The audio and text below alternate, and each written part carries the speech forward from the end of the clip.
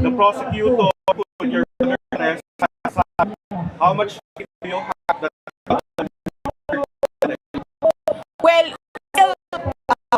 we still give our trust to the judges and the court. However, we have received reports from early on, from the year 2023, about the tampering of witness by investigators who went to the Republic of the Philippines. And that is precisely the reason why we wrote the president at the time asking him his position on the ICC investigations. But we still give our trust, our full trust to the judges and the ICC court that they will be fair and that they will be unbiased and that they will be objective in assessing all the petitions of the defense counsel. Last question. Your father remains wildly popular. He even won a mayoral election this month. How afraid do you think those in power in the Philippines are and he will return and come after them once this is over? I'm sorry, again? How afraid do you think those in power in the Philippines are that he will return and come after them once this is over? No, history will tell us former President Duterte, he never went after his political enemies. No one at all in his entire career who was against him politically did he go after. If you can see, he was in a tight contest always with the former president, and he went on to run for repeated positions in the House of Representatives, former leader. He died at Senator Trillanes, for example. He went after President Duterte from 2015 to 2016 to 2017, and up to today, he is still running after President Duterte. And we still see Trillanes now. He is talking about President Duterte. No harm has befell him. So that is not the attitude. He doesn't go after political enemies. Okay, the next from Group Pinoy Media Network is Gerald. Please ask your question. What is your message to the leaders of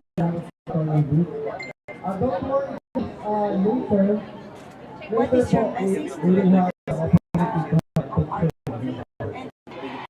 Yes.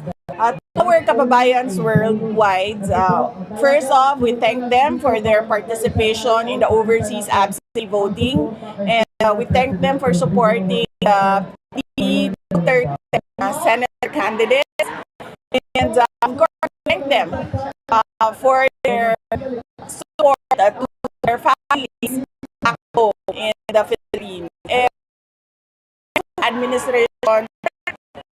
Philippine administration, we pray, focus on the real issues of the country. That is unemployment, poverty, hunger, among others. Next question.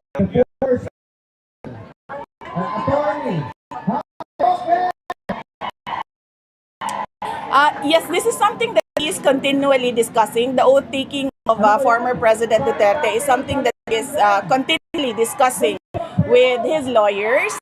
And yesterday I asked him about it, and he said that I just want to talk to my lawyers about it. But my personal feelings is that he was addressing it to, I think, the world. You set me free, and I will take my oath.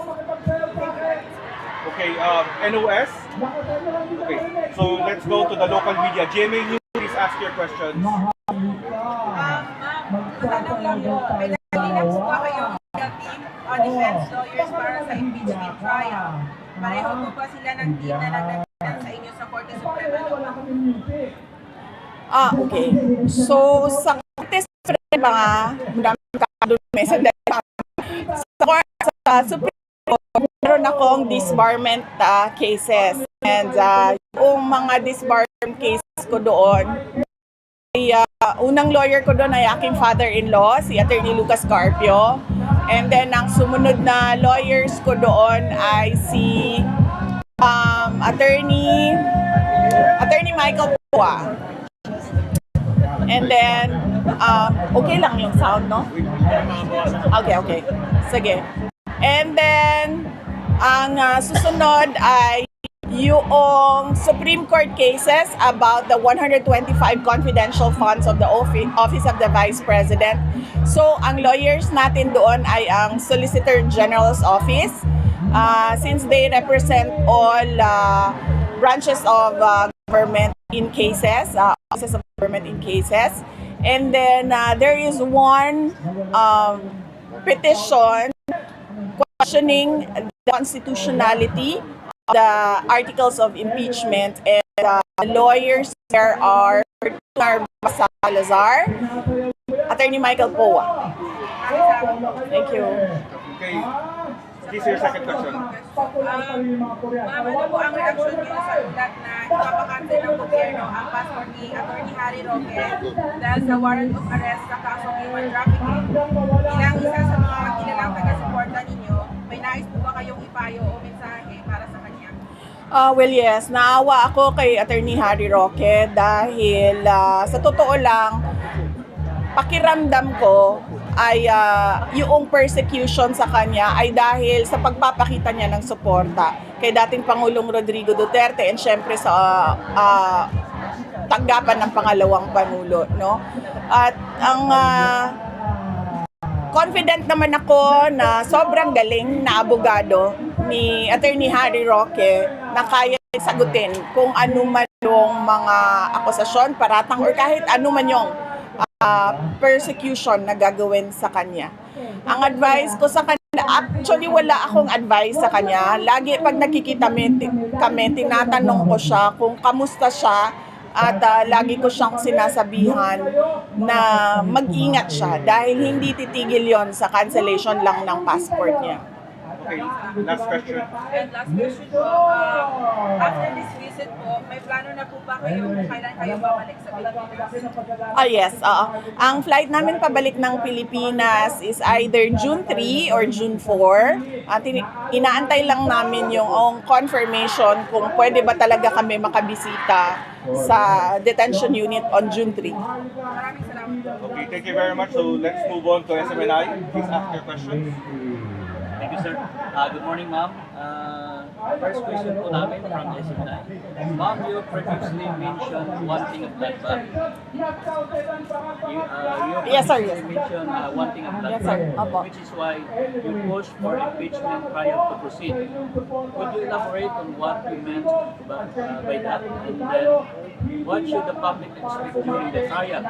And on a personal note, how are you preparing yourself emotionally and mentally for what lies ahead?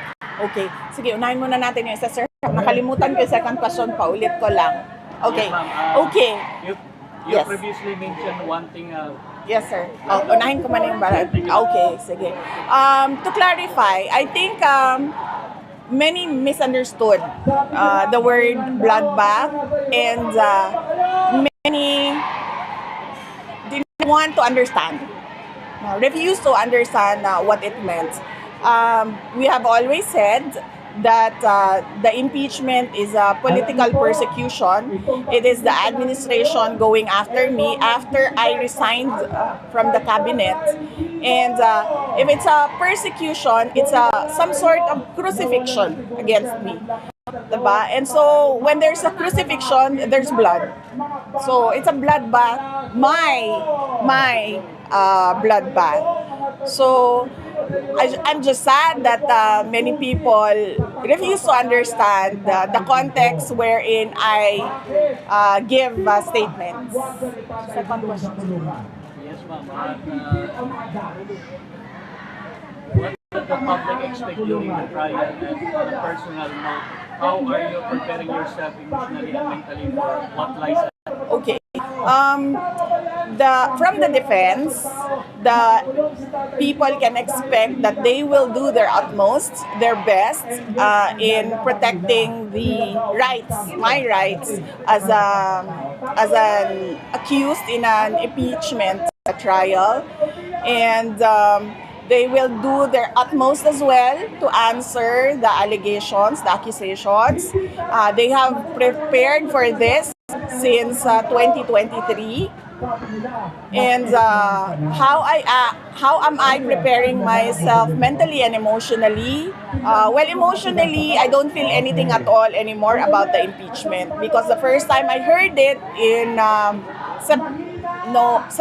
November 2023, from the mouth of former Congressman Castro, I was already preparing for it. Physically, I prepare for everything by making sure that I get the 8 hours of sleep and the vitamins that the doctors recommend that I take. Ma'am, that legal proceedings in the Philippines have been seen and highly politicized. Do you believe fair trial is still possible in this case?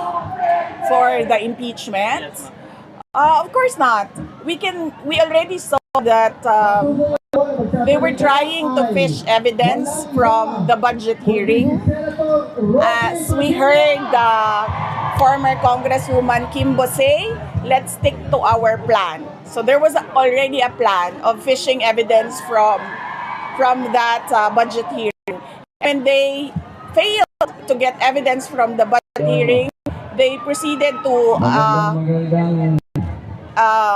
investigation in aid of legislation about confidential funds, and yet it was only the Office of the Vice President that was invited to that hearing in aid of legislation, and no other department was invited to speak about confidential funds. And what they did there was harass, threaten our staff from the Office of the Vice President. So you can see the pattern here. And then when they failed to get evidence from that investigation in aid of legislation, they proceeded to just file the articles of impeachment, from which we can see that there were 3 articles of impeachment that was filed wherein they did not follow the procedure. And there is a question as well about the verification, because how fast you get signatures of 300 plus congressmen in just a span of a few hours, wherein we question if the members of the House of Representatives who signed read the articles of impeachment. As you mentioned, please. Ma'am, President Marcos Jr. said he doesn't want you to impeach. You have something to this, ma'am. As I said yesterday, our personal feelings and our personal problems are not important at this point. What is important at this point? What are the things that are important at this point is our country, the issues that we face, and of course our kababayans, ang taong bayan, just the Philippines, but the Filipinos abroad as well. Thank you, ma'am. Last question, ma'am. So, on a lighter note, ma'am, may I ask what is your birthday wish this year, ma'am? My birthday wish this year is for all Filipinos to be always healthy. Since that is something that money cannot buy, and nakikita ko sa trabaho ko when I was mayor, when I was vice mayor, hanggang ngayon Office of Vice President, na kapag merong nagkakasakit sa pamilya ay hirap at nakautang-utang talaga ang pamilya.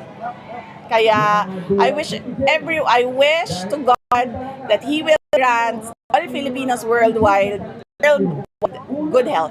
Ma'am, ano po, advance Greetings na lang para sa Father's Day kay PRRD. Yes, I wish PRRD a very happy Father's Day, and I wish that he feels happy and proud of his children, and we thank him for his generosity to us, and we thank him for the time that we have with him in the detention center wherein he is just a regular, normal human being and not the mayor or the president. Okay, thank you very much. Next, Billionario News Channel, please. Yes, good morning po, Vice President Sara. Yeah, I'm VP Inday Sara from Impeachment, and I have 3 or 4 questions. Yeah, the first question is, Representative Laila de Lima once again moving the reading of articles of impeachment from June 2 to June 11, and according to her, the impeachment might not push through. Do you still believe that the Senate will push through the impeachment trial given that the presentation of the articles? At this point, sir, I really do not know if the impeachment trial will push through. But I told the defense team that they should prepare for whatever eventuality. And leave it up to the Senate to decide on the articles of impeachment. We do not know what will happen. What is important is that the legal defense team is prepared. The second one is, what's your reaction to Torres' appointment as PNP? Ay, sorry. That's my reaction, sir. Next question. Opo. Last question. Yun, sir. Okay, so this one. No comment talaga on the reconciliation kasi sabi ng Alex na kailangan mabalik si former President Duterte for that to happen. Yes, that is the sentiment of the millions of Filipinos, not just in the Philippines but worldwide. No, that is their sentiment. But my stand is, whatever personal grudges that we have, whatever personal problems that we have with each other is not really important. What is important is that the administration focus on the problems that we see every day in our country. We want a better life, better Philippines for everyone. And that is the job of the president, that is the work of government, and we want them to focus on that. And as I said, personal problems are so tiny in the universe of problems of the Philippines. Thank you very much. Next, UNTV. Hello, Madam. Any birthday message from the President po? And what's his message for your birthday po? Si President Duterte. Message niya po for your birthday. Oh, did I ask him ba kahapon ma what his message is? Asa sinisulti niya? Destiny. And my destiny? Oh yeah, I don't want wag na niyo, it's private wish for me. But andun the question. Sa Philippine people. Yes. Oo, nagpapasalamat po ako sa lahat ng mga kababayan natin na ang dami pong nagpapadala ng messages, ang daming gumawa ng videos, ang daming gumawa ng art cards. Madami ang nagse-celebrate, hindi lang sa Pilipinas but around the world. Kasama na dito sa Hague, ang mga Filipinos from Europe and other continents who came here today to celebrate and to do the rally with us. And I am truly blessed because I am one of the few individuals wherein my birthday is celebrated around the world. And I am honored and I am very proud because of that. Okay, for your last outlet, diretso ka mga please. Ma'am, tanong ko lang po, as for now, gaano ho kalakas yung defense team ni dating Pangulong Duterte para ipagtanggol siya sa darating na September 24? Yes, opo. Naghahanda na po sila sa kanilang gagawin para sa September. Pero bago pa man umabot ang September, meron na rin silang mga ginagawa na nakapaloob sa Rome Statute para gawin na mapadali ang dismissal or ang release ni Pangulong Duterte na yun ang dasal nating lahat. Kagahapon, kinausap ako ni Attorney Harry Roque at meron siyang mga naisip na pwede pang gawin para